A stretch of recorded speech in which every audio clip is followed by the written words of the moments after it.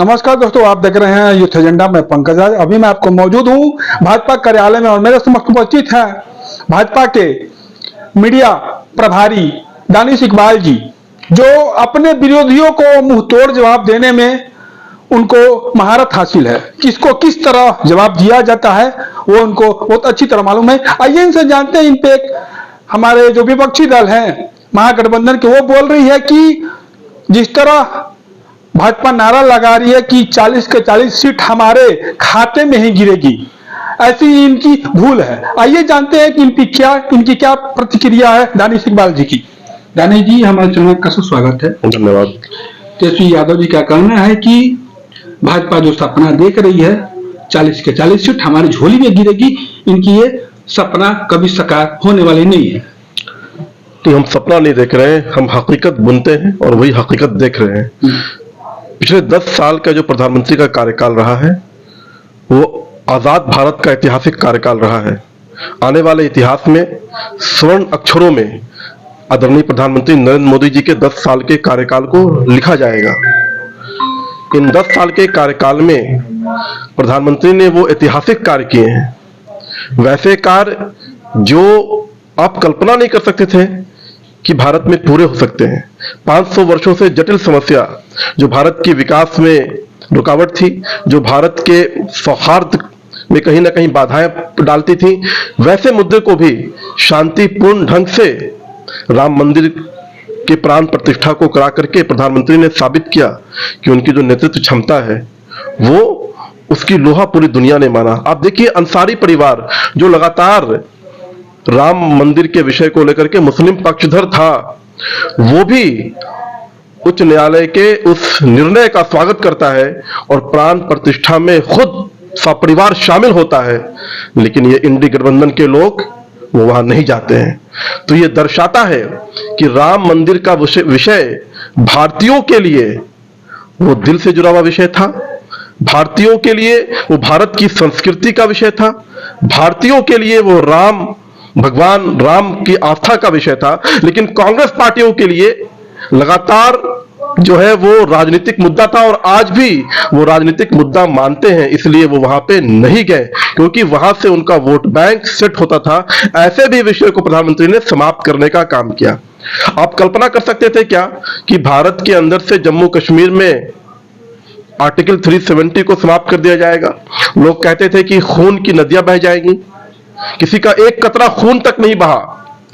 और सबसे ज्यादा फायदा अगर किसी को हुआ जम्मू कश्मीर से, वहां से धारा 370 को समाप्त कर तो वहां के जो मुस्लिम लोग हैं, जो पसमानदा देशज लोग हैं, जो पहाड़ी कम्युनिटीज हैं, जो बकरवाल कम्युनिटीज हैं, जो गुजर मुस्लिम कम्युनिटीज हैं, आजादी के 70 वर्षों तक जम्मू कश्मीर के लोगों को आरक्षण नहीं मिला, वो आरक्षण से वंचित थे।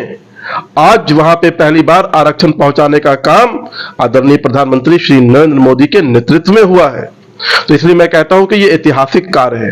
धरती पर सबसे बड़ा पाप अगर कोई था तो ट्रिपल तलाक था। मुस्लिम बहनों बेटियों की जीवन को नरक बना दिया गया था। प्रधानमंत्री के नेतृत्व ने मुस्लिम बहन बेटियों के जीवन में उजाला लाने का काम किया, उनके जीवन में बदलाव लाने का काम किया।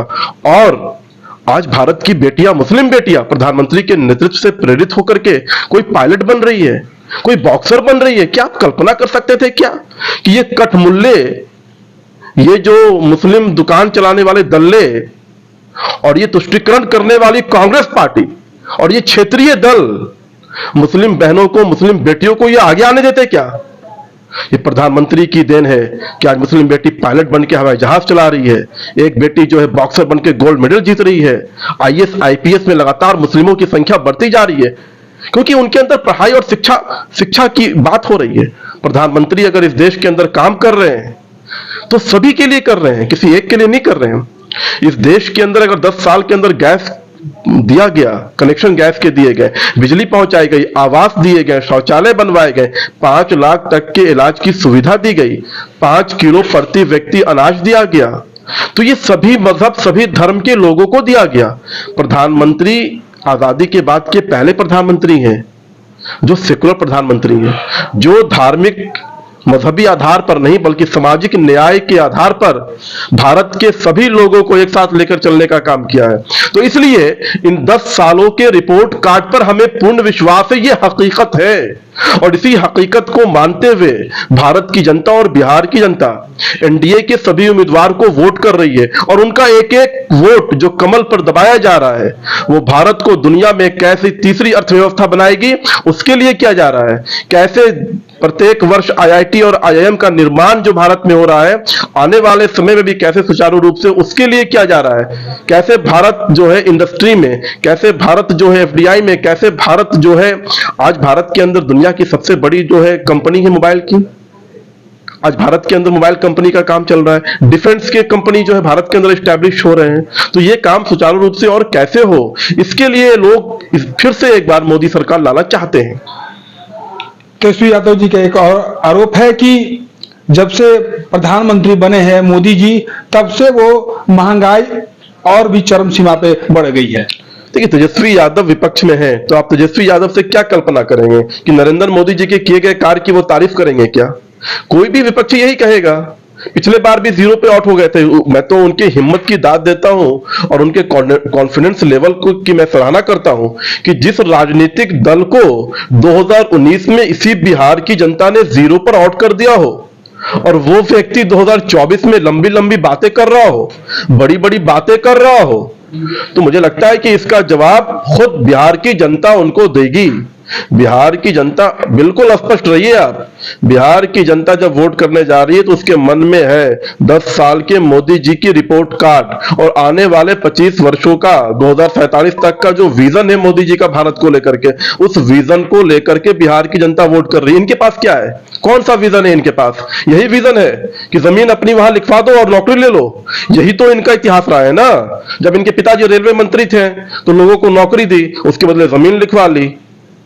तो इसलिए बिहार की जनता बिल्कुल स्पष्ट है कि फिर से एक बार नरेंद्र मोदी जी की सरकार बनानी है ताकि भारत का, बिहार का विकास जो है सुचारू रूप से चलता रहे। लास्ट क्वेश्चन सर आपसे। तेजस्वी यादव कहते हैं कि भाजपा के पास कुछ काम या कोई मुद्दा नहीं है, बस एक ही काम है, कामना धाम बस जय श्री राम। इस पर सर आपका क्या बयान है सर? नहीं, बिल्कुल जय श्री राम आस्था का विषय है। जय श्री राम भारत की संस्कृति सभ्यता का प्रतीक है और मैं मानता हूं कि भगवान श्री राम के अस्तित्व से भारत जुड़ा हुआ है। भगवान श्री राम के बिना भारत का अस्तित्व नहीं है। और जो लोग जय श्री राम पे या भगवान श्री राम के अस्तित्व पर सवाल उठाते हैं वो भारतीय नहीं है, वो देशद्रोही हैं। हमसे बात करने के लिए बहुत धन्यवाद। धन्यवाद।